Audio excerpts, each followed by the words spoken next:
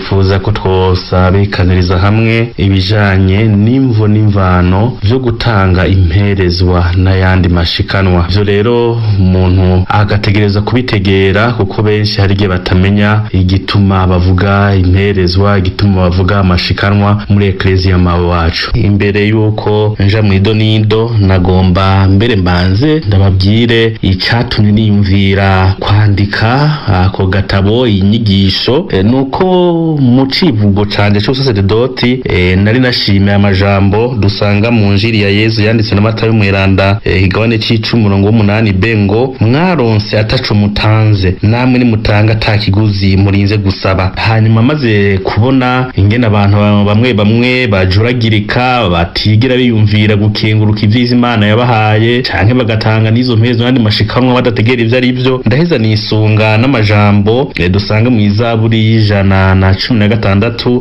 aho bagira bati none jeho nzosubiza iki umukama ku vyiza vyose yangiriye. Naha rero umuntu amaze gutegera inyigisho ngo manda bahido nido, amaze kuyitegera agira ati bwa bundi kuba ntari bwatanga imperezo canke ntatanga amashikanwa natanzwe nasizwe. None rero nkuko nari ndabitanguye tugoba turabire hamwe mu kanya amabwirizwa y'eklezia n'amategeko y'eklezia icarico, hanyuma mu gice gira kabiri tuze kurabira hamwe imvo nyamukuru zishobora gutuma benshi batihutira gutanga imperezwa, hanyuma mu gice kigira gatatu tuje kurabira hamwe ibikorwa nyamukuru birangurwa n'imperezwa yacu. Ubugira kane turaje kurabira hamwe imperezwa n'uturanga nyamukuru twayo, hanyuma mu gice ca nyuma ca gatanu imbere yuko dushikira umusozo turabire hamwe ingene bwa wundi ugushikanira umukama ari umutima kandi bitegurwa. None rero ntarandiriye mpere kuri aya majambo dusanga mu ikete rya mbere Paulo mweranda yandikiye abakristo b'i Korinto igabane ca 7 ahagira ati ico ufise utaronse niki. Mu gisabisho ca kane twita preface rusangi ya kane dusoma ngo nkako amashemezo yacu ntagukuririza no mu kantu na gatoyi, ni twebwe riho ashikiriza ubukiriro ku bwa Yezu Kristo mukama wacu. Ayo majambo araduhishurira ingene ivyo tugirira Imana vyose tuyishimira, tuyininahaza, tuyisenga ko atari bituma ikirushirizaho kuba Imana uko itariri, ariko ko ari uburyo bwo kwemanga iteka ryacu ridashobora kuzura na gato tutanywanye nayo. Iteka rya mbere Imana yateye umuntu nukumuremana agarusho kayo, ari naco gituma umuntu wenyene mu bindi biremwa vyose ari wafise ubwo bushobozi bwo kumenya Imana no kugirana imigenderanire nayo. Iteka rigira kabiri Imana yateye umuntu nuko yamuteye ishaza imuha kugaba ivyo yaremye vyose. Umwanditsi w'Izaburi 8 niwe wabivuga ati iyo nitegereje ijuru wahinguye n'intoke zawe, umuntu niki kugira ngo umwibuke, mwene Adamu niki kugira ngo umwitwararike. Wahatse kumurenganisha n'Imana umutera iteka umutera ishaza umuha icubahiro. Wamuhaye kugaba ivy'iminwe yawe yahinguye, ibintu vyose wabishize munsi y'ibirenge vyiwe. Turabisoma mu Izaburi 8:9. Ivyo biratwereka atagukeka rero ingene Imana yakunze mubibandanye ikunda umuntu atacirinze kumusaba gwa rukundo rutirondera. Ukuba umuntu niteka kandi n'umuhamagaro dutegereza kwakira, ari naco gituma n'ubuzima bwacu twokwama turaba yuko buri mu Mana, buri hafi y'Imana, mu kwama tugiranira imigenderanire nayo, mu kuyikunda tukayubaha tukayikengurukira. Naho vyashitse umuntu akazaraja kure y'umuremyi wiwe, nticabujije ko uwo muremyi yuzuye impuhwe n'ikigongwe arungika umwana we w'ikinege ngo acungure zina muntu wese. Ngiryo iteka rya gatatu ariryo yagahebuza. Imbega ikindi kiremwa Yezu yapfiriye ku musaraba niki hatari umuntu. None rero umuntu ntiyobora gukenguruka ivyo vyose, kanatsinda muri kamere yiwe arafise umutima wo gukenguruka nk'ikiremwa gifise ubwenge, ugushaka n'ubwigenge. Ugushima bisigura kumenya no gutegera uwo ushimira n'ico ushima. Ivyo navyo ni vya muntu. Tugiye mu itsitso ry'ijambo gushima bisigura kubwirwa guhaye turakoze, kugaragaza kutegera ubukuru n'akamaro kuri wewe kuwukengurukira. Ivyo navyo bigatangurira mu ciyumviro. Erega ugushima bituma umuntu aba icari n'ico ategerezwa kuba. Igihe cyose habonetse akajya gushima ni nk'akamo gatumirira umuntu kuba ico ategerezwa kuba. Iyo rero agatima ko gukenguruka kagabanutse mu muntu canke kagafutana, aba abatakaje ryateka kuko aheza akibagira isoko rya vyose. Erega ari mico y'abarundi, umwana bamuhaye ikintu akakira, hakuze baramwibutsa bati vuga turakoze. Ugushima n'umuco mwiza ku muntu, mbere biri no mu bimutandukanya n'ibindi bikoko bitigera vyiyumvirwa biremye ngo biheze bigiranire imigenderanire nawe. Beshi murafise ibitungwa, abantu usanga batunze ibitungwa, inka, ndege, ingurube, inkoko n'ibindi. Ubwo hajya ugiye kugaburira nk'ingurube borindira kikubwira ngo urakoze,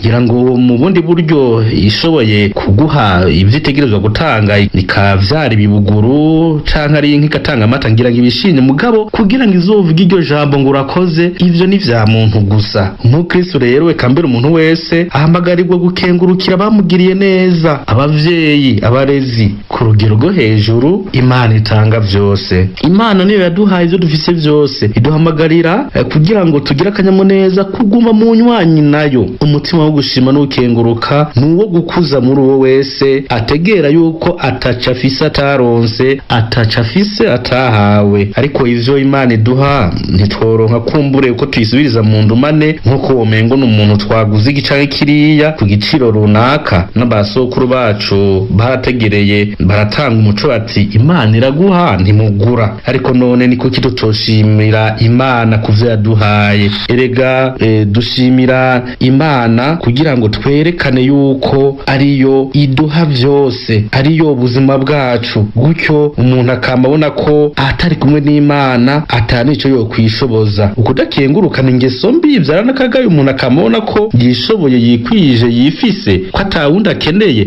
akibagira ko ivyo afise vyose abikesha ubwiza bw'Imana. Eklezia mayo wacu nifise ubutumwa bwo dusigurira ivyanditswe vyeranda, ikatumenyesha n'ico Imana ishaka, kuko yatumwe n'umwana w'ikinege w'Imana kubandanya igikorwa yatanguye mu bantu. Nitwigisha rero ko twokenguruka ivy'Imana iduha. Ugutanga imperezwa n'ishikanwa nk'uko Bibiliya ibiduha ku muco. Ugutanga imperezwa rero n'amashikanwa rimaze kubibwirizwa ry'umukama Imana, ryaciye riba ibwirizwa n'itegeko rya Eklezia. Ko rero twaronse ataco dutanze, natwe dutanga atakiguzi turinze gusaba, nk'uko tubisanga mu Njiri yanditse na Matayo igabane c'icumi umurongo 8b. Tugire tuti imperezwa ishikanwa natanzwe. Niko kitutoshimira Imana kuvyo yaduhaye, ndetse tukitiza amajambo dusanga mu gitabo c'amazaburi tuti none jewe nzosubiza ku mukama ku vyiza vyose yangiriye. Tubisanga mu izaburi y'116. Turabire hamwe rero igice ca mbere kitubwira itandukaniro riri hagati canke isano nako riri hagati y'amabwirizwa ya Eklezia n'amategeko ya Eklezia. Ijambo rya mbere twovuga nuko imperezwa, gutanga imperezwa ari rimwe mu mabwirizwa ya Eklezia, nkuko biri no mu yandi mabwirizwa yaba y'Imana canke ayo twita ay Eklezia. Nayo nyene afise ishingiro mu y'Imana. Hagize iryo umuntu arenga kubera ubugaba kicika igicumuro. Ubwo none umukristo adatanga imperezwa aravyirega, amenye ko ari igicumuro yo kigaya, ariko atavyaramenya aguma abona ko ari bisanzwe. Rimwe na rimwe ntitureka gusonera amabwirizwa kubera ubugaba. Haraho biva kutamenya, kutaronsa insiguro zikwiye, canke tukaronswa nk'izidafashe. Hariho rero itandukaniro hagati y'amabwirizwa ya Eklezia n'amategeko ya Eklezia, ariko vyose nibituroresha ku Mana ngo ibandanye ininahazwa umuntu nawe aronkurukiza. Amabwirizwa ya Eklezia rero dusoma mu gitabo citwa icegeranyo c'inyigisho ngenderwa ko mu kwemera kwacu, ko amabwirizwa ya Eklezia ari atanu, ariyo yaya: uhimbaza umunsi w'Imana n'imisi mikuru itegerezwa, uyihimbaze mu kuja mu misa canke mu gusengera hamwe n'abandi kw'ishure, uhabwe isakramento ry'ikigongwe rimwe mu mwaka, wisonzeshe wongere usibe inyama mu misi itegerezwa, wunganira umuryango wa Eklezia mu kuwuteza imbere no mu kuwuronkera ibiwutunga mu gutanga imperezo hamwe n'ibindi. Tubisanga muri ico gitabo urupapuro rwa 34. Rimwe rero muri ayo mabwirizwa ariryo rya gatanu niryo ryerekeye imperezwa, arizo kandi twita icicumi mu mvugo ya Bibiliya. Imperezwa ni ico umukristo ahamagariwe gutanga, kigaharubwa bafatiye ku gice kimwe ku 10 c'ivyo umuntu yungutse canke yimbuye ku mwaka. Dusomye mu gitabo cyo kwibutsa amategeko dusanga hagira hati uzogerura icicumi ku vyimburwa vy'imbuto wabivye mu mirima yawe ku mwaka ku mwaka. Tubisoma muri ico gitabo cyo kwibutsa amategeko igabane ca 14 akoroka 22. Eklezia rero umuryango w'ababatijwe mu mazi n'umutima mweranda babaye abana b'Imana bwite barumuna ba Yezu Kristo n'ingoro ya mutima mweranda, yagize iryo jambo ngo ribe rimwe mu mabwirizwa y'abanyamuryango, amabwirizwa y'Ekleziya. Ugutanga imperezwa rero n'ayandi mashikanwa ni ibwirizwa ry'Ekleziya. Mbega amategeko y'Ekleziya nayo avuga iki? Mbega niki? Nibitangaje. Urugo rwose rurafise ikiruranga, ico rugenderako, na Ekleziya nk'umuryango yagiye iregeranya amategeko ayiranga. Imbere yuko agabanywa, amategeko y'Ekleziya yari 2218, ubasigaye ari 1752. Irya nyuma rigatanga isiguro y'intumbero ya yose ngo nuguharanira urukiza rw'imitima y'abantu, go tegeko risumba yandi mu butumwa bwa Ekleziya. Ayo mategeko niyo ngenderwako mu ndinganizo za Ekleziya, haba mu masabamana, mu masakramentu, mu vy'uburongozi no mu zindi mpande zose z'ubuzima bwa Ekleziya. Agaheza gatomora ibyemewe n'ibitemewe, ibirekuwe n'ibitarekuwe, hisunzwe ubutungane burondera irokoka ry'imitima. Mu ngingo canke imitegeko 222 agace ka mbere ryo mu gitabo c'amategeko ya Ekleziya twita mu rurimi rw'ikilatini Codex Iuris Canonici, niho dusanga ibijanye no kunganira umuryango wa Ekleziya. Hagira hati abakristu barategerezwa kunganira Ekleziya mu vyo ikeneye ngo ishobore gukora ubutumwa mu kurangura urukundo, hamwe rero no mu gutunga mu buryo bubereye abatumwa bayo. Turumva rero ko ugutanga imperezwa icicumi, ugutanga amashikanwa hambavu y'ukuba ibwirizwa ry'Ekleziya ni kandi itegeko ry'Ekleziya. Turabire hamwe igice kigira kabiri, imvo nyamukuru zishobora gutuma benshi batihutira gutanga imperezwa kuko hari abazitanga. Nizahe? Imvo ya mbere twayivuze ariko irasanzwe, ni ukutamenya insiguro ikwiye yo gutanga imperezwa. Tugerageje kuyigarukako nuko usanga mu mpande zimwe zimwe ubutumwa bujanye no gutanga imperezwa n'andi mashikanwa butarigishwa. Kumbure abigisha bashobora kuba bake canke bakaba bashimye guhera ku zindi mpande z'ubuzima bw'ukwemera. Nico gituma umukristu ataranguye icahamagariwe bivuye ku kutamenya, bidaheze ngo bimufate. Umuntu afatwa n'ico ataranguye yarakizi. Na Paulo Mweranda avuga ati bo kwemera bate uwo atarumva, bo kumva bate uwo atanumwe yabigishije. Hari mu ikete yandikiye abakristu b'i Roma gabane c'icumi umurongo wa 14 gushika ku wa 15. Nanje ngire nti umukristu yotanga imperezwa n'ayandi mashikanwa gute ataronse inyigisho zavyo? Ariko naho biruko hari n'izindi mvu zituma ico umuntu yamenyeshejwe kandi akizi mu buryo bucanke buriya kitama ivyamwa. Nico gituma nashaka turabire hamwe imvo igira kabiri, akamenyero ko guhabwa. Ivyo rero turiko turavuga biraba cane cane abamenyeshejwe Kristu kuva mu kinjana ca 19 muri Afrika, ariko ku buryo bw'umwihariko abakristu b'i Burundi, abakristu bagatolika twaragendeye mu kurera amaboko tumera nk'ibihwiji. Ukwemera kwacu nk'abakristu ntako bideha, tugukesha abamisionari baje batumenyesha inkuru nziza ya Yezu Kristu. Imana izobahembera, turabasabira ngo n'abakiriho bakomere ku muheto. Genda hose uzobaze mu maparuwase yavutse kera, ubaze sogokuru na sogokuruza, hariya za Makebuko, za Kibumbu, za Mugera, za Muyaga, ego amaparuwase yavutse kera ubaze bose. Bo wese twita umukurambere azokubwira yuko abamisionari bose baje bava i Buraya kandi ko ari bo bubaka vyose, ataco bagoza ba Kristu. Kukaba nkako baje bafise ko bategera ibihugu bagiyemwo kumenyesha Kristu. Tehiyo muri Afrika mugiye aho mushira inkuru nziza barakenye, babayeho nabi, muzosanga bagenda bari gusa, nta muzu bari bafise, ntibaronka ivyo bafungura neza, ntibagira aho baba, eka mbere ntibaronka n'imiti yo kwivura. Erega bamaze kuza abamisionare ivyo basanze ariko bimeze, niho baheza rero bagafasha abasokuru bacu hambavu y'injiri bigishwa ngo baronke ibatisimu, barabaronsa n'ivyankenegwa. Hari umukurambere twaganiriye araheza arambwira ati kera twebwe tugiye kuri misiyoni, urabona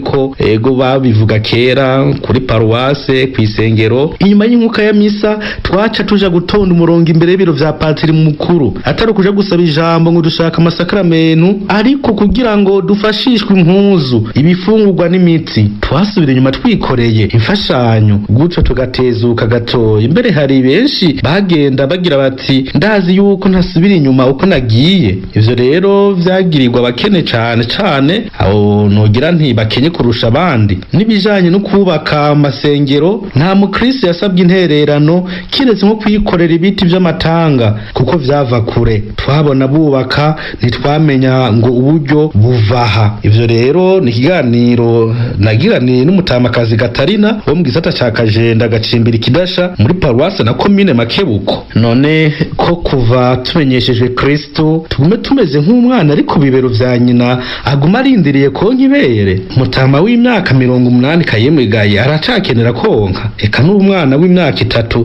aracutswa kugira ngo haramukigwe konka ugiye kuvuka. Eklezia nime kandi igumana karanga mutima wo gufashanya, ariko none twebwe tuzoguma twiteze gufashwa gushika ryari? Duhamagariwe nyabuna gufasha abandi nko mu gushigikira abamisionari bacu baje kumenyesha inkuru nziza mu bindi bihugu. Tuzobafasha gute none tutabaje kwitunganya ngo dutunge eklezia yacu? Erega ugukura nukuva ku rugero rwo guhabwa ukaja ku rugero rwo gutanga. Ayo majambo ndayibuka umwigisha yaduhiciyigwa c'ijambo ry'Imana, ariko arayatubwira ngo dushobore kwivako no kwitangira abandi. Ugukura nukuva ku rugero rwo guhabwa ukaja ku rugero rwo gutanga. Ntawogira ati jewe nzotanga gusa ntaco nzokenera yuko abandi bampa, yoba yihenze.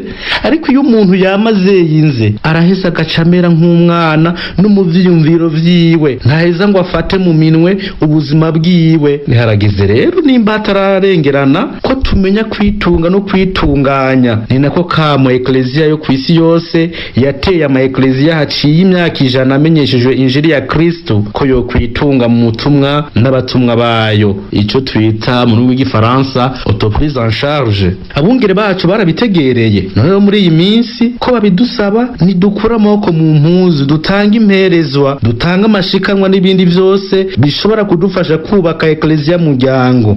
Hari umusaseredoti yariko arasigurira abaseminari bijanye n'umugambi wo kwitunga ko amaparuwase, yagize ati ukwitunga ko amaparuwase ni umugambi udashobora gusubira inyuma vyanka vyakunda. Ati twugereranya n'ikinga ririnze rihaguruka ribandanya, ritabandanije ntirisubira inyuma, nta marche arrière rifise, vyanse ko ribandanya rirahagarara rikagwa hasi. N'amaparuwase twokwemera akagwa, mbega twoshobora gusaba konka twaracukijwe? Oyada, nitwivyukiranye nyabuna ukwemera kwacu guserukire mu bikorwa nkuko Yakobo mweranda igabane ca 2 kuva ku murongo wa 14 gushika ku 24 abivuga. Ukwemera kwacu guserukire mu bikorwa.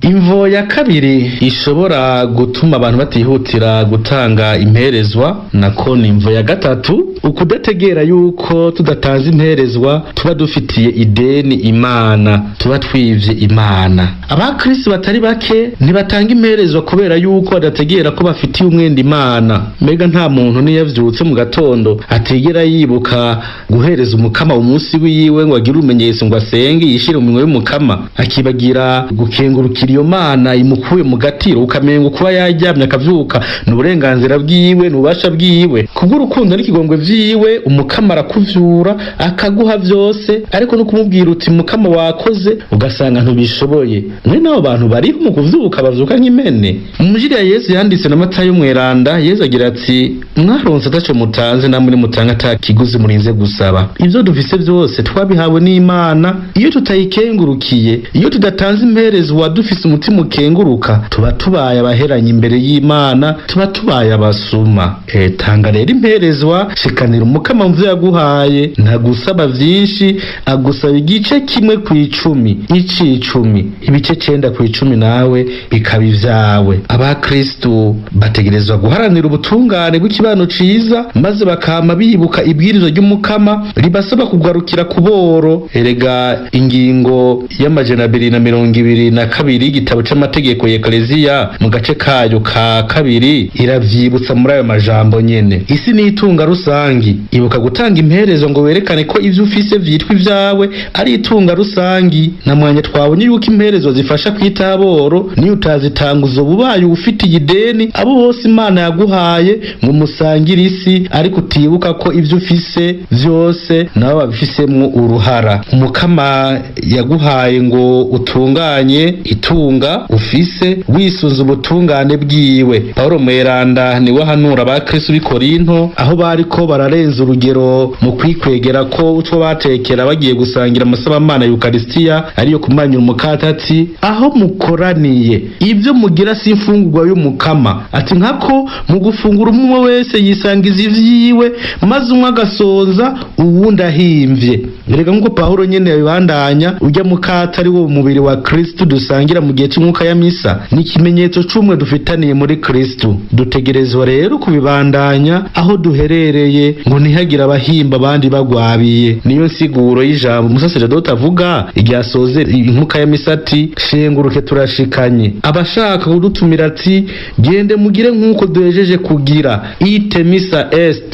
Turabire hamwe imvo ya kane ishobora gutuma benshi batihutira gutanga imperezo n'andi mashikanwa. Nugusigana bituma umuntu abona ko ataco afise yoha Imana. Ariko twibuka yuko mu njiri ya Yezu Kristo yanditse na Matayo mweranda igabane ca 5 tubona Yezu yigisha ibijanye n'ubuhiga 8 mu ntango ya yanyigisho y'ugasozi agatubwira ati hahire wabari n'umutima ushima ubworo kuko ubwami bw'ijuru ari ubwabo. Erega Yezu ntadutumirira kubaho nabi ngo tubure utwo dufungura tubure ivyankenerwa mu buzima bwacu bwa misi yose ngo tubeho nk'abatindi. Atwigisha nyabu na guca bugufi tukamenya kwitunganya mukuru ari uko mu nywanyi n'Imana tukamenya kubaho mu biciriye hagufi. Nico gituma atawogira ngo arakenye ngo ntafise ico yotanga ahubwo n'umutima wo gutanga usanga ubura. Imana hindusaba gutanga umusesekara. Nitwibuke igihe Yezu yari kumwe n'abigishwa biwe binjiye mu rusengero akabona ingene batanga amashikanwa maze agaheza akababwira yuko umukenyezi w'umupfakazi yarushije bose kuko bose batanze ku musesekara ariko nya mukenyezi w'umworo we yatanze utwo yari afise twose. No gutanga imperezwa rero n'umutima nkako mukama ntashaka umusesekara twari no gusesa ntashima ivyo natwe duhimvye ashaka nyabu nabijya natwe twari kwikorako tukabimuhana urukundo n'umutima ushima. Aho rero araheza akakira.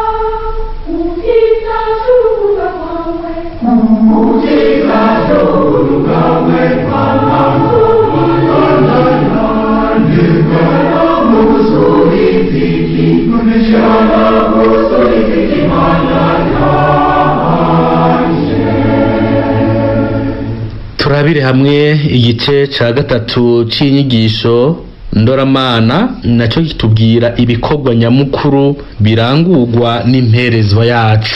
Ko ibatisimu ariyo muryango w'ayandi masakramentu ikaba ari yitwinjiza mu muryango wa Kristo. Umukristo wese abwirizwa kumenya yuko amaze kuba umunyamuryango hari ivyo uwo muryango cumwitegako nkuko nawo utegerezwa kumenya ko hari ivyo ubwirizwa kugirira zina munyamuryango wese. Nico gituma atakwikumira canke kwigira sindabibazwa mu guterera agacumu k'ubumwe. Abakristo bose umwe wese icari muri ekleziya arifatanya n'abandi ntihabe ukwihenda nkuko womengo paruwase diocese ekleziya muri rusangi ni y'abapatiri. Hari abavyumvira gutyo ukaza wumva ngo ekleziya y'ubu nayo kandi arimo. N'umukristo murayika abwirizwa kumva ko kubera batisimu yaronse ekleziya ari yiwe. Nanone nkuko Padiri Georges Imvo abivuga mu gitabo ciwe yise abarayike mu butumwa bwa diocese nkuru ya Gitega i Burundi mu muco w'inama nkuru ya Vatikano ya 2. Igikorwa c'umurayike nicigera kiba ikigira kabiri gitegerezwa kuza ari cubaka ugukura kwa ekleziya. Nico gituma nkuko Papa Benedikito wa 16 papa mukukuruke yabivuga, hategerezwa kuba ihinduka ry'ibintu mu biraba ba Kristo barayike, ntibafatwe nk'abafasha intumwa gusa, ariko bategegwe nk'abategerezwa gufata ibintu mu minwe mu vyerekeye ubuzima n'ibikorwa vya Ecclesia. Turabisoma muri ico gitabo nyene ca Padiri Georges Manirambona citwa Abarayike mu butumwa bwa diocese nkuru ya Gitega i Burundi, muco w'inama nkuru ya Vatikano ya kabiri, igihe ariko arasubiramwo amajambo ya papa mukukuruke Benedikito wa 16 ni ku rupapuro rw'126. Dutegera rero nk'ubu n'icivugo ndongora butumwa ca diocese nkuru ya Gitega mu mwaka wa 2020 ushira wa 2021 kigira kiti: twisunze inama y'umuryango wa diocese yacu, dutsimbataze umugambi n'ubutumwa byo kwitunganiriza ubuzima bwa paruwase na diocese. None rero igihe duhimbaza Imana mu masabamana, ni vyiza yuko dukoranira ahantu heza ngo duhe icubahiro Imana. Nico gituma ngo turabire hamwe vya bikorwa nyamukuru birangurwa n'imperezwa dutanze navyo nibi: ukubaka no gushariza ingoro y'umukama dusangiye. Dusomye mu bitabo vyeranda, abanyisirayeli barubatse urushengero amahanga ngo rube ikibanza cyo guhuriramo n'Imana. Umukristo wese rero nk'umunyamuryango arahamagarirwa guterera uko ashoboye ngo ikibanza c'Imana n'abantu, ryahema ry'Imana n'abantu ribeho. Ni bituma twumva mu maparuwasi amwamwe, mu diocese amwamwe, hari abakristo bariko barategera ko bategerezwa kwitaga kugira ngo ingoro y'Imana ise neza, bakiyubakira amasengero y'ibisata, bakiyubakira utuzu tw'amanama mu mibano y'Ukristo, eka n'ibindi bikorwa. Nico abataracumva bategerezwa gutegera bakifatikanya n'abandi. Igikorwa ca kabiri kirangwa n'imperezwa yacu, hariho ukugura amahostiya n'umuvinyu bikoreshwa mu masabamana. None we ko batisimuka mu Kristo yakugize umunyamuryango, uhora uterera gute ngo ibitambara, umuvinyu n'amahostiya vya misa, amatara, intebe zo mu isengero, impunzu z'abasaserdoti mu misa biboneke? Ko vyose bitokoroka biva mu kirere. Ni igikorwa cyo kwitangira wowe na jewe nk'abakristo. Abasaserdoti mu butumwa bwabo bwa minsi yose barakenera ico bafasha kudusanga iyo turi, ngo n'abakitswe n'amagara ntibipfuze amasakramentu ngo bave bayabure. Nico gituma igikorwa kigira gatatu kirangurwa n'imperezwa yacu arukunganira mu kugura ibitoro n'ibindi bikoresho vyunguruza abatumwa. Imperezwa n'ayandi mashikanwa birunganira abatumenyesheje inkuru nziza ubwa mbere, eka mbere n'ubu hariho bamwe bagenda n'amaguru bakaduga imirambi kumenyesha no gutanga ivyiza vy'Imana. Ariko ubu ko abantu baguma bagwira, niko n'abashikirizwa ivyo vyiza baguma bongerekana, bigatuma abatumwa bakenera ikibunganira ngo bashike henshi hashoboka mu mwanya muto, gutyo bashobore no kugaruka gutunganya izindi mpande z'ubutumwa. Aho rero inyuma yuko tuko turavuga ibijanye no kugura ivyo vyuma, nukumenya yuko navyo nyene birakenera no kubungabungwa, bigasubirizwa iyo bishaje canke bigakoresha iyo bipfuye. Birabaje kusanga nk'ubu umusaserdoti canke uwundi mutumwa wa Ecclesia ashobora kwigisha, agatanga inyigisho, umusaserdoti agasoma imisa ahantu abariyo bose badashobora kumwumva, umuntu agasohoka ataco yumvise kubera atavyuma bisohora amajwi neza bihari. Kugira ngo ivyo vyose biboneke, harakenewe yuko abanyamuryango batanga za mperezwa zunganira ngo ibintu bigende neza. Igikorwa kigira kane kirangurwa n'imperezwa yacu dutanga no gutunga abatumwa ba Ecclesia. Igihe Yesu yarungika abatumwa biwe yababariye ati: gende rero mugira abigishwa abantu bo makungu yose, mubabatize ku izina rya Data n'irya Mwana n'irya Mutima Mweranda, mubigishe kuzigama ivyo nabategetse vyose. Turabisoma mu Injili yanditse Matayo Mweranda igabane ca 28 akaroka 19 gushika ku ka 20. Ubwo butumwa nibwo twaronse natwe mu batisimu, ariko ku buryo bw'umwihariko hari abatoranye gukorera Imana mu Ecclesia ubuzima bwabo bwose. Aha nkavuga abasaserdoti n'abandi bose babunganira kubera batisimu bahawe. Nidutegerere ijambo Yesu yavuze agabisha abatumwa biwe ati: umukozi abegwa n'impembo, kandi ati ntihagire ico mutwara mu mikaba yanyu, yaba inzahabu, yaba ifeza, yaba n'amahera. Ntihagire isaho mwitwaza ku rugendo, habe n'imitamana ibiri, habe n'inkweto, habe n'inkoni, kuko umukozi akwicararira. Ivyo Yesu yabivuze abizeza yuko igikorwa babatumye ari ciza kandi ko kizoshimwa n'abazogishikirizwa bagaheze bakagikenguruka. Kaba nkako yabanje kubabwira ati mu nzira muragende murigisha ko ubwami bw'Imana buri hafi, mukiza abagwaye, musubize ubuzima bapfuye, mutyorora abagwaye imibembe, mwirukana amashetani. Ati mwaronse ataco mutanze, namwe nimutanga atakiguzi murinze gusaba. Nidusabe Ecclesia rero icitegerezwa kuduha nk'abana bayo, ariko natwe dutanga ico dusabwa nk'abanyamuryango. Ahandi ho rya jambo rya Kristo rizotugwa ko ngo nihagira abanka kubakira canke kumviriza amajambo yanyu, murabavire mu nzu canke muri nyagisagara, mukunkumure umukungugu uri ku birenge vyanyu. Ati ku munsi w'urubanza ico gisagara kizorusha guhambarirwa Sodoma na Gomora. Turabisanga mu nkuru nziza yanditse Matayo Mweranda igabane c'icumi akano ka 14 gushika ku ka 15. Ikindi gikorwa kirangurwa n'imperezwa yacu no kunganira aboro nk'uko nabivuze mu ntango n'abakene. Ecclesia Yezu Kristo n'umuryango w'abakene b'imice myinshi, uri bimuga, imfuvyi n'abapfakazi, abapfunzwe, abagize ibyago bikomotse ku mvura nyinshi canke ku ruzuba rwinshi n'abandi. Abo rero ntibazokwigera babura, na Yezu yarabivuze ati aboro muzobahorana ariko jewe ntimuzomporana. Aho ni mu njiri yanditse Yohani igabane ca 12 akano k'8. Ecclesia rero itegerezwa kubafata mu mugongo yisunga Yezu Kristo we yavuze asubira mu majambo y'amanuziza yati umutima w'umukamari kuri jewe, kuko yansize amavuta ngo menyeshe inkuru nziza boro, yandungitse kumenyesha ababoshwe ko babohowe, abahumye ko bahumutse, abacinyijwe ko babohowe, andungika no kumenyesha umwaka mwiza w'umukama. Ubwo butumwa rero buzokunda ni washigikira Ecclesia wowe mu Kristo wabatijwe mu gutanga imperezwa n'amashikanwa.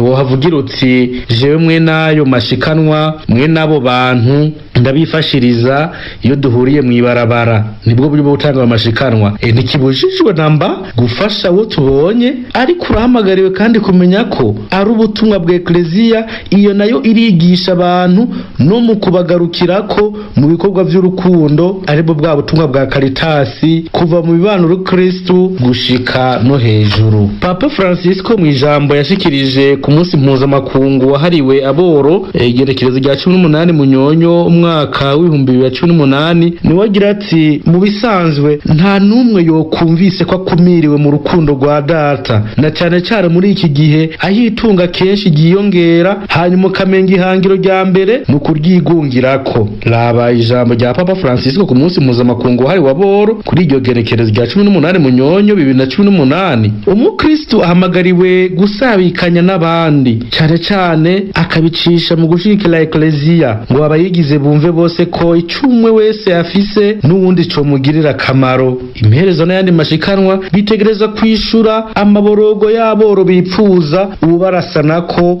kugira ngo ntibahave batakaza umwizero w'uko Imana bakunda. Rya jambo Yezu yavugira mu nyigisho yiwe yo ku gasozi ati hahiriwe abari umutima ushima ubworo ubwami bw'ijuru ari ubwabo, niribe irikabura ugushaka ko ba Kristo ngo ivyo bafise babitungana umutima ushima ubworo, ntibahuma amaso ngo bareke kubona mwene wabo Imana ibasaba gufasha. Papa Francisco niwe yagize ati mu gihe umuntu ashoboye guha amatungo insiguro y'ukuri n'ikibanza abereye, araheza akagenda kura akaba umuntu abushitse, agashobora no gusabikanya ivyo atunze n'abandi. Raba ijambo rya Papa Francisco ku munsi mpuzamakungu wahariwe aboro. Wowe rero mu Kristo ntutangwe kwitabira ko kamo. Nanone nk'uko tubisoma mu cegeranyo c'inyigisho ya Ecclesia yerekeye ivy'imibano twita Compendium de la Doctrine Sociale de l'Église, basubiramwo ivyavuye mu nama nkuru ya Vatikano ya kabiri, Imana yageneye isi n'ibiri kuri yo vyose gukoreshwa n'abantu bose n'ibihugu vyose kugira ngo ivyaremye bibe mu minwe ya bose hisunzwe ubutungane bunywanye n'urukundo. Turabisoma muri ico gitabo urupapuro rw'171.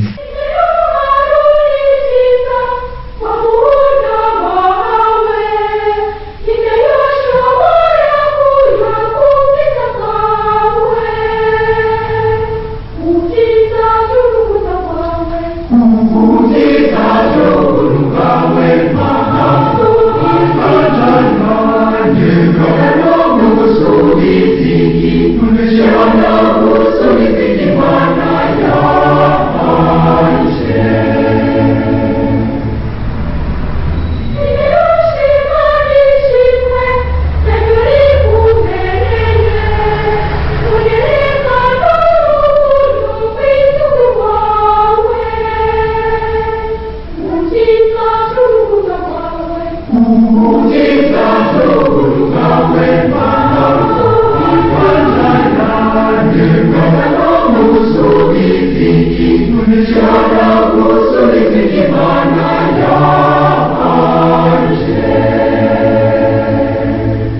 turabire hamwe ubugira kane imperezwa n'uturanganyamukuru twayo. Ubwa mbere, mbega ninde atumiriwe gutanga imperezwa? Rimwe na rimwe hari aho abakristo bashobora gutanga ishikanwa canke imperezwa nk'ikiguzi c'ivyo bashaka yuko ekleziya ibatunganiriza. Akarorero, kuronka amasakaramentu, gusaba kuba umuhagarikizi w'umwana mu batisimu, gusaba kuba umuraganyi, gusabira umwana batisimu. Ariko ivyo nukudategera ibijanye n'imperezwa. Mu bisanzwe imperezwa zitangwa n'umuntu yategereye ko ari igikorwa ngombwa ategerezwa kurangura atanuwumubwirije. Ivyo kugura rero ni igicumuro, kuko abashaka guhangana n'Imana mu bwishime butagira uko buvugwa. Umukristu, ni ukuvuga uwo wese yabatijwe akaba ashikana imyaka ya 18, asabwa kwitaba ako kamo ko gutanga imperezwa atari uko agomba kurondera amateka. Ushobora kuba utararonka ikomuniyo ya mbere canke mbere utararonka konfirmasiyo, ariko igikuru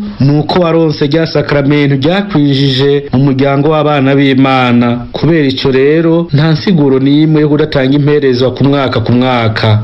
Tuvuze ivy'imyaka 18, n'urya muntu ari munsi yayo mu gihe afitiye Imana urukundo yotanga ico afise. Hari n'uwundi mugwi w'abantu bahagarika gutanga imperezwa kuko baguye mu gicumuro c'icese, ahubwo kugira ngo ntibasongere isibe ngo bongere ikibi mu kindi. Mu kuba bahuni bahamagarirwa mu kurindira ko bakora impongano ngo basubize hamwe n'Imana, kubandanya batanga imperezwa no kwitaba ibindi bikorwa vya ekleziya nk'ibisabisho, cane cane nkuka y'imisa, amanama mu bana b'Kristo, naho bataba barekuriwe kwakira amasakramentu. Erega bene abo bantu baba bariko barakomeza urukundo rwabo bafitiye Imana n'umuryango wabo. Fulgence Mweranda abiyita abatumwa b'urukundo. Ko duhejeje kurabira hamwe ubutumire gutanga imperezwa uwo ari we, mbega imperezwa neza na neza ziharugwa gute? Haciye imyaka mikeyi turonse Bibiliya yanditswe mu rurimi rw'ikirundi. Ni igikorwa gihambaye c'inama nkuru y'abepiskopi gatolika bacu, bo bashinze umugwi wo kuyihindura mu kirundi. Mbega none we urayisoma iyo ugeze imuhira ngo wirabire kandi ubandanye uzirikana winovora ivyo ekleziya ikwigisha iyo mwahuriye hamwe n'abandi. Dusomye mu gitabo c'amamuko turabona umuzi, ishimikiro nyamukuru c'ivyo twotanga nk'imperezwa. Melkisedeki nawe umwami wa Salemu akaba yari umuhereza nkuka w'Imana rudasumbwa, yamusanganije umukate n'umuvinyu. Ahezagira Aburamu avuga ati, Aburamu nahezagirwe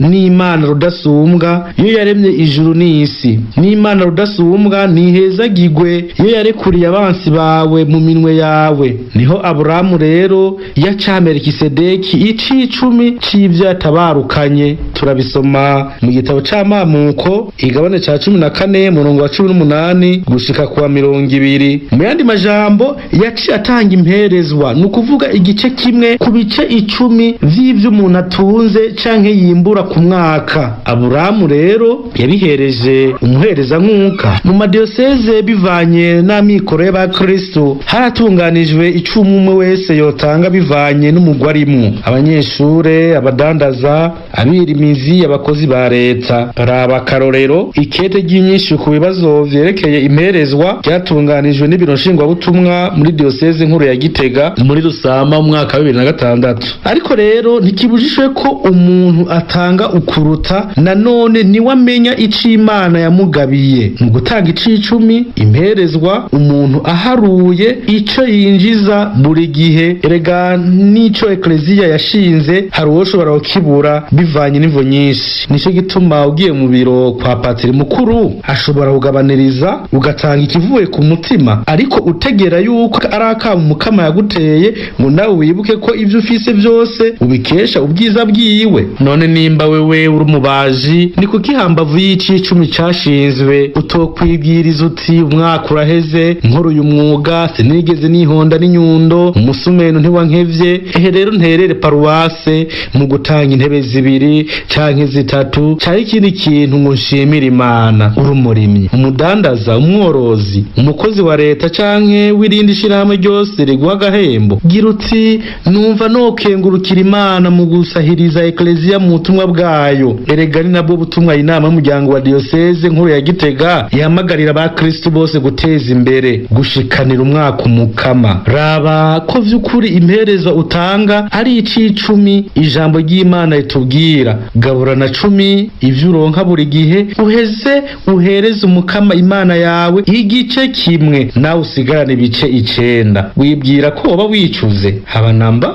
Noneho ugabira Imana ukaba yibikije. Mu gitabo cyo kwibutsa amategeko igabane ca 14:22 turabona ingene Imana yo nyene ubwayo ibwira igihugu cayo yitoreye Isirayeli iti, Munyisirayeli uzogera uri 10 kuvimburwa wabivye mu mirima yawe ku mwaka. No mu gitabo ca bene Levi hagira hati, 10 cose ni ic'umwimbu ni ic'umukama, 10 c'umwimbu wawe caba kivuye mu mbuto zo mu murima wawe canke ic'ivyamwa vy'igiti ni ic'umukama, ni ceranda c'umukama. Turabisaba mu gitabo ca bene Levi igabane ca 27 akarongo ka 30 gushika ku ka 34. 10 rero ni ic'Imana, bwewe yishire nayo izoyobora ekleziya n'abatumwa bayo mu kugikoresha, naco kirinahaze izina ry'umukama. Ubu naho turabire hamwe inyigisho igira 5, igice igira 5 nako c'inyigisho yerekeye imvo n'imvano vyo gutanga imperezwa n'ayandi mashikanwa. Ugushikanira umukama n'umutima kandi birategurwa, tanga utitangiriye itama. Mu ntango twabonye ingene hari abatanga imperezwa ari uko hageze ko basaba amateka. Uko siko vyotegereje kumera, nico kimwe no kubijanye n'amashikanwa yo mu misa. Umukama ntaraba ko utanze vyinshi canke bike, ico ashaka n'umutima mwiza ubitanganye. Tugarutse mu vyo dusanga mu nzira yanditse na Luka, ngo Yezu yunamuye amaso abona abashira amaturo yabo mu bubiko bwayo, ngo nabo bakaba barabatunzi. Abona kandi umupfakazi umwe w'umworo atereyemo udusenge 2. Araheza avuga ati, nivy'ukuri ndababwiye ko uwo mupfakazi w'umworo yarushije bose gushikana, kuko abo bose batereye mu maturo ivyo bakuwe mu musesekara wabo, ariko we yakoze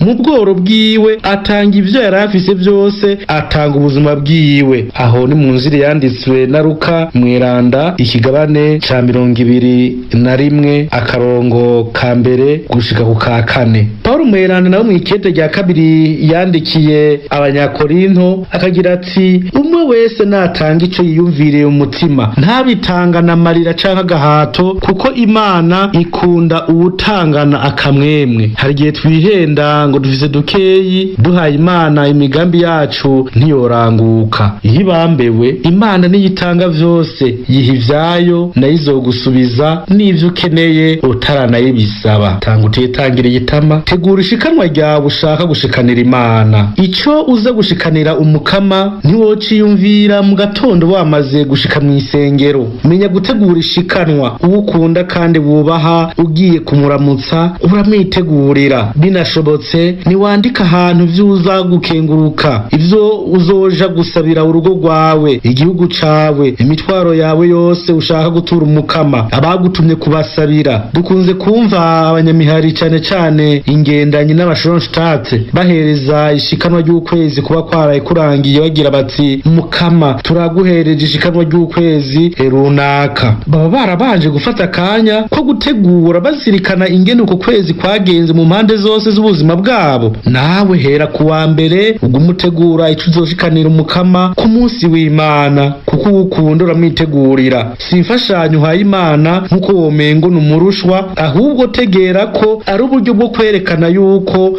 wemera yuko ariyo yaguhaye vyose kandi izoguha n'ibindi. Mbega ko yo dufise ubukwe dutegura inzimano, tukaraba yuko umwe wese azoronka ico azimanwa. Badutumira guca ku mazi, kuganduka ku rubanza rw'ubugeni n'ahandi, tugategura ikimazi canke ikado. Ugushikanira Imana nivyo tutotegura, twitegura ku mutima mu kubanza gusubiza hamwe nabo dufitaniye akajirya, ariko kandi twitegura no ku mubiri ngo duhe icubahiro Imana. Nico gituma tutoza kurondera abatuvunjira mw'isengero canke mbere dusanze dufise inoti nini gusa ngo duhave tubiheba. Ishikanwa duhereza Imana rirategurwa ngo ntiduhave dusanga twashikanye ibirohe. Erega umutima utuma dushikanira Imana tugatanga n'imperezwa n'uw'ubukengurutsi. None jewe nzosubiza ku Mukama ku vyiza vyose yangiriye. Ayo majambo dusanga mu Izaburi 116 umukristo yagize gwiwe yohava agategera ko mu vy'ukuri atakiguzi tworonka giciye ivy'Imana yaduhaye kandi yama yaduhaye. Imana yaremye umuntu imuremana agasho kayo, amaze kugafutanya nk'uko tubisoma mu bitabo vyeranda, ntiyamurekeye mu vyara vy'urupfu, yararungise umwana wawe w'ikinegengwa kizisi.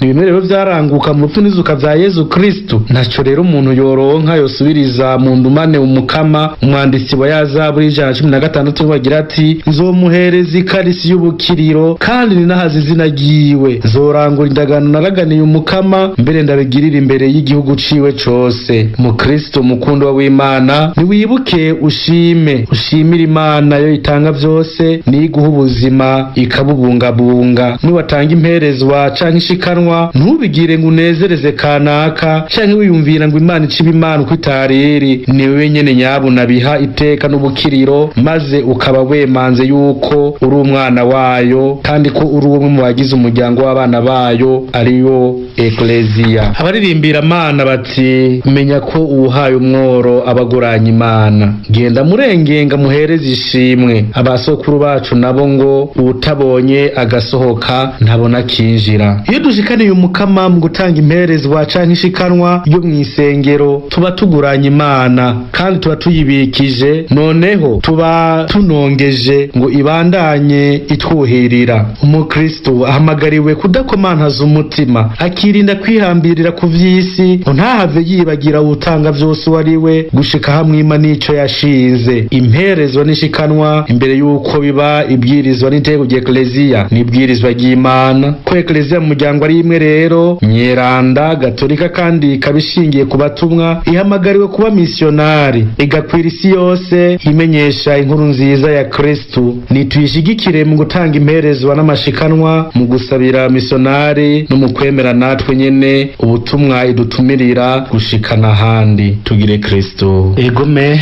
ndakengurukiye rero Radio Maria Burundi, ijwi ry'Imana iwacu, ijwi ry'Imana iwanyu.